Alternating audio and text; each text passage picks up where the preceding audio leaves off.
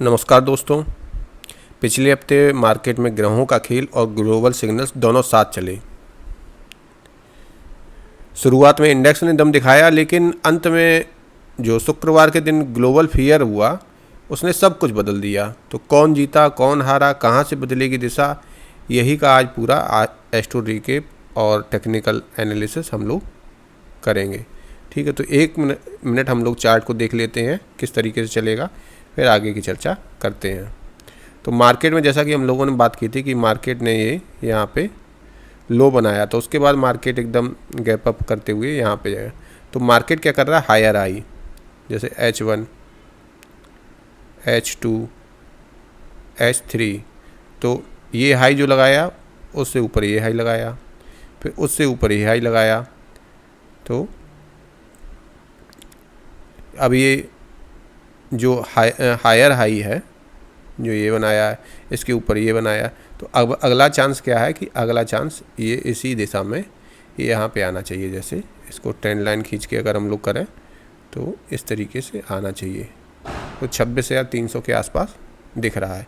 दूसरी चीज़ मार्केट ने क्या की, एक बार इसको हटाते हैं तो आपको दिखाएं।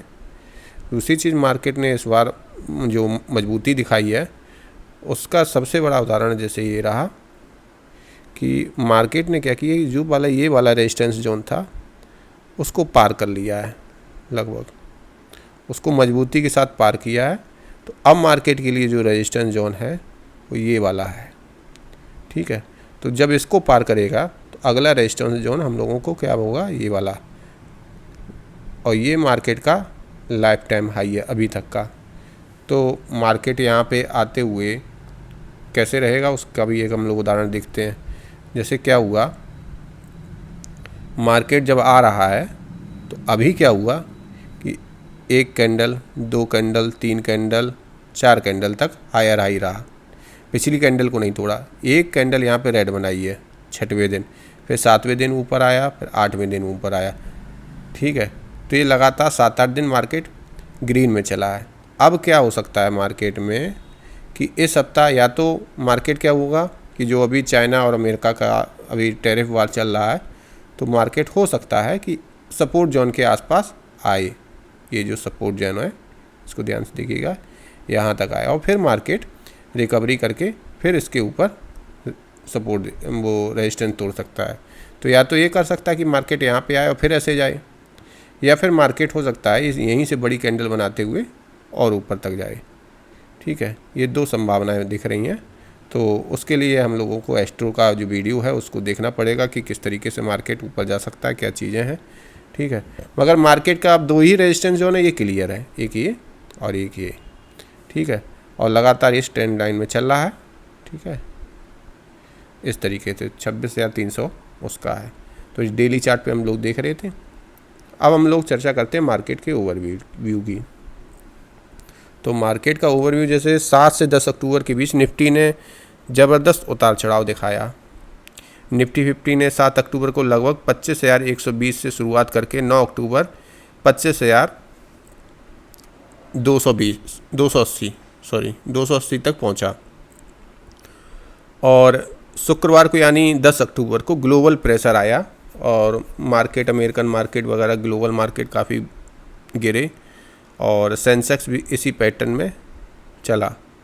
तो बैंक निफ्टी ने तो क्या किया कि बैंक निफ्टी पूरे हफ्ते 55,800 से 56,500 तक इसी रेंज में काम किया, मतलब क्लियर कंसोलिडेशन और रेंज बाउंड एक्शन रहा।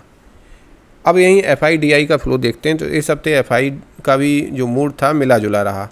विदेशी निवेशकों ने 2 दिन खरीदा, 2 दिन बेचा, कुल मिलाकर 1780 करोड़ का शुद्ध बिकवाली की। वहीं DI ने,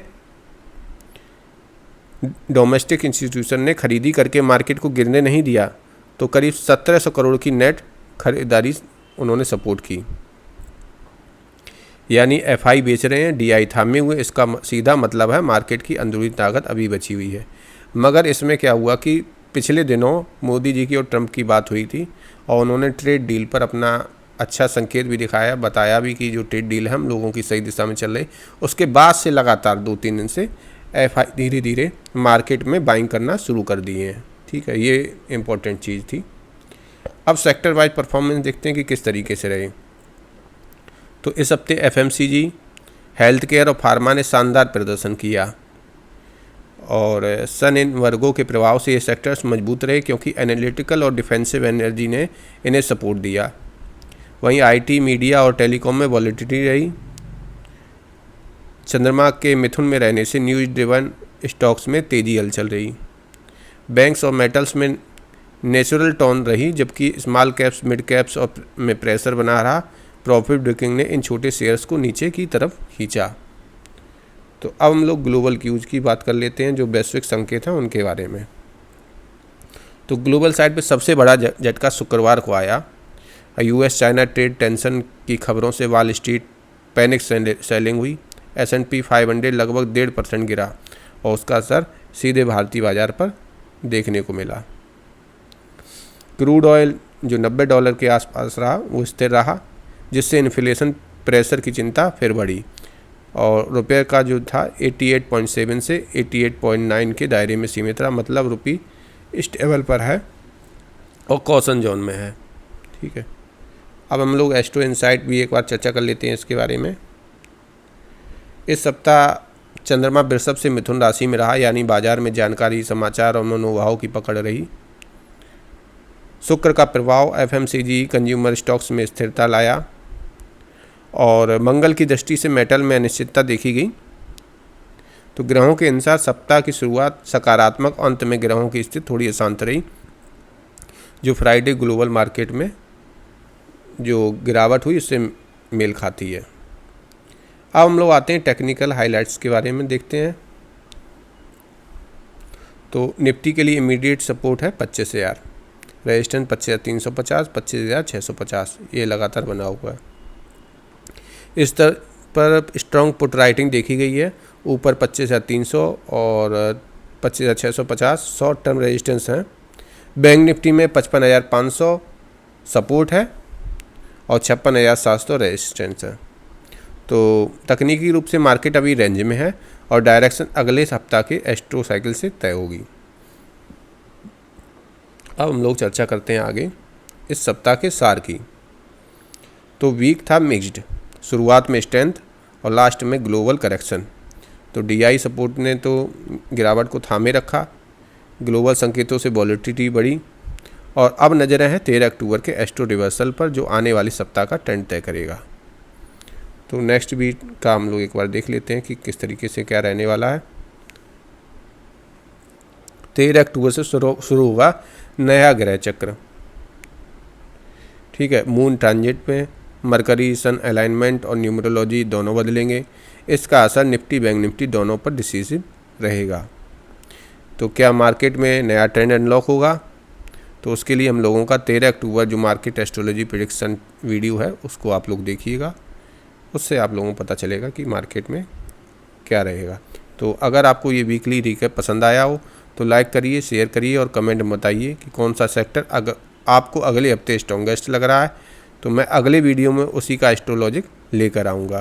तो मार्केट एस्ट्रोकिंग जहाँ ग्रह और चार्ट दोनों बताते हैं सच। लाइक, कमेंट कर, सब्सक्राइब करते रहिएगा। धन्यवाद।